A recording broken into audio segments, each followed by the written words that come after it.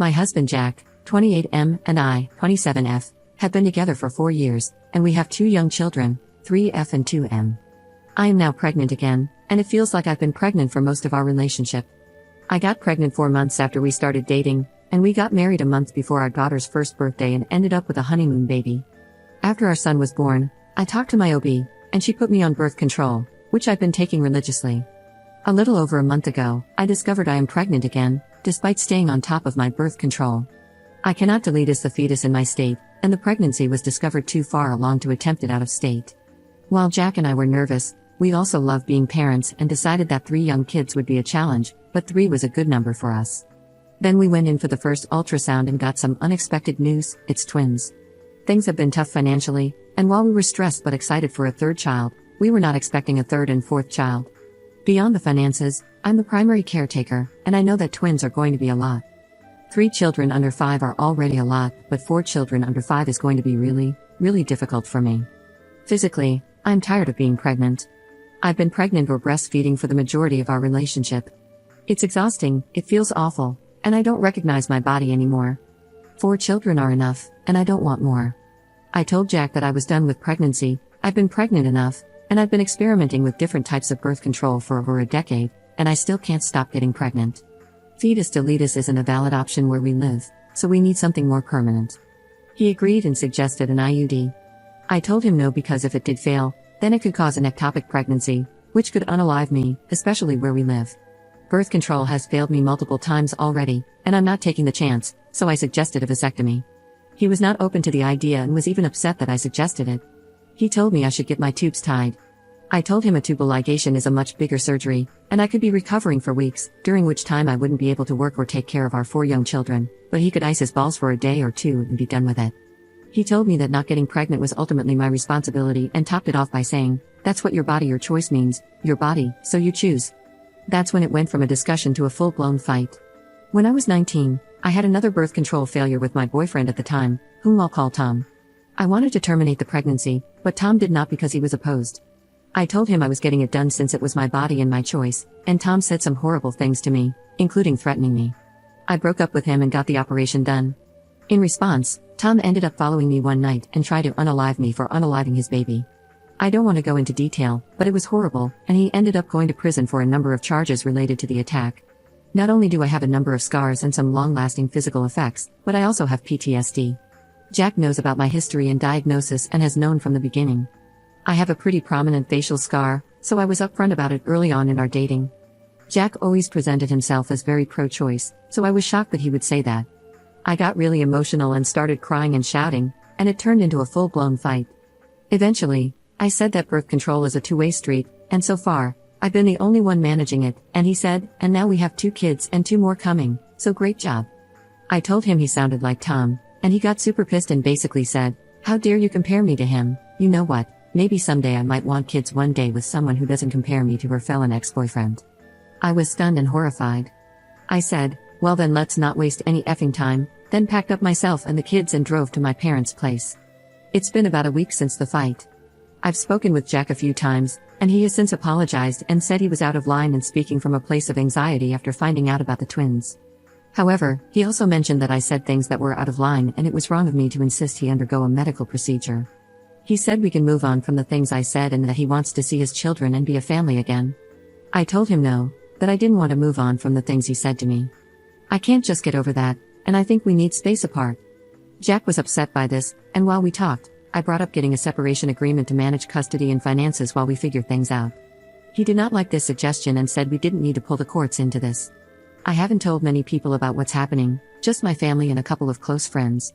My sister and best friend both think I should throw the whole man away, but my brother, who is the only other one married with kids, thinks that I'm being extreme for what amounts to a fight between 2 scared people who both said nasty things.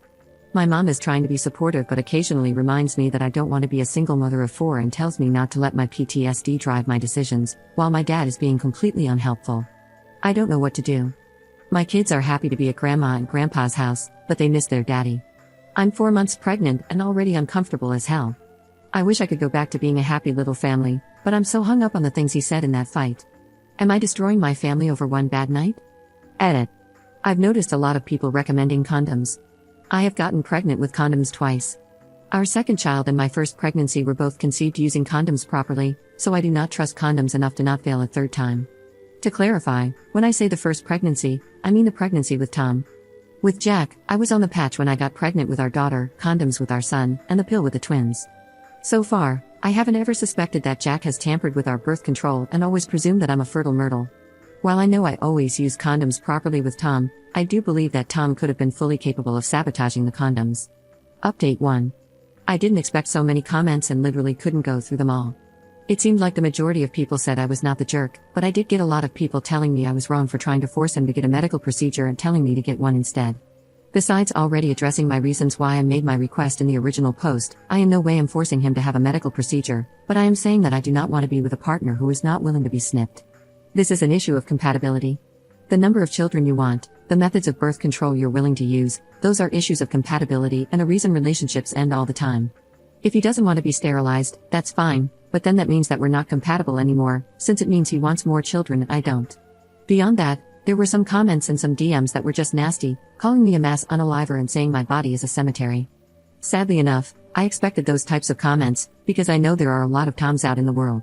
To clarify on someone saying my husband is a narcissist, abuser, psychopath, and he does no childcare, my husband and I historically have had a really healthy and loving relationship outside of this fight.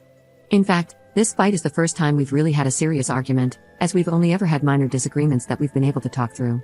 He's an active father, and the reason I do the majority of childcare is due to circumstances between maternity leaves, our job schedules, and the fact that I breastfed my babies.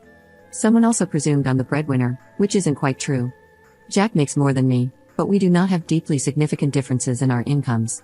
When he is home, he does his fair share of cleaning and cooking, arguably more than me at times, and parenting. That being said, the things he said in the heat of the moment were deeply concerning, and we're addressing that together. So, to get down to the nitty-gritty of the real update, since the last time I posted, Jack and I have sat down together and had a real come-to-Jesus talk.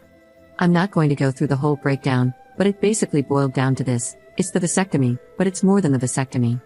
It was wrong of me to compare him to Tom, but it was even more wrong of him to weaponize my trauma against me in a very malicious way. The way he intentionally used the same language my abuser used in an effort to hurt me was not acceptable and damaged the trust between us. He agreed it was not acceptable and said that in the aftermath he was horrified and ashamed of his own words, and that he, as an explanation and not an excuse, kind of snapped under the stress. Oh, and what he said about his next wife was not an indication of him not being committed to me, but was because he felt hurt and wanted to hurt me back. He has apologized numerous times and seems to genuinely feel bad about it. As for the separation, I am still going forward with it. I need space and time, and I need to take that before the babies come. I'm still staying with my parents, who, for the record, are not sick of me or the kids. We're a tight-knit family, and I only moved out when I moved in with Jack, and my sister moved out about a year ago, so they have been empty nesting, and my mom doesn't like that we live too far, aka an hour away. What I have realized with space and time is how deeply triggering it was, in a way that I cannot explain to those without PTSD from DV. Those who know will know. It has deeply unsettled me, and I'm having a hard time getting over it, so to speak. There is now a lot of fear of my husband that was never there before, and it's going to take a lot to repair that trust and sense of safety. I cannot make a decision while I'm in this space, and I am addressing this with my personal therapist. Overall, I told him that if he wanted to stay married to me, I needed 2 things from him: marriage counseling and a vasectomy, and even then I still cannot guarantee him anything.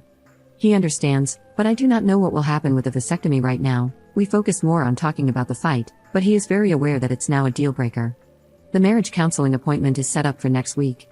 I'm hoping that counseling will bring some clarity to the situation, and in the meantime, for the next couple of months, I'm focusing on giving my kids lots of cuddles and preparing myself for 2 new babies to come into my world, with or without Jack.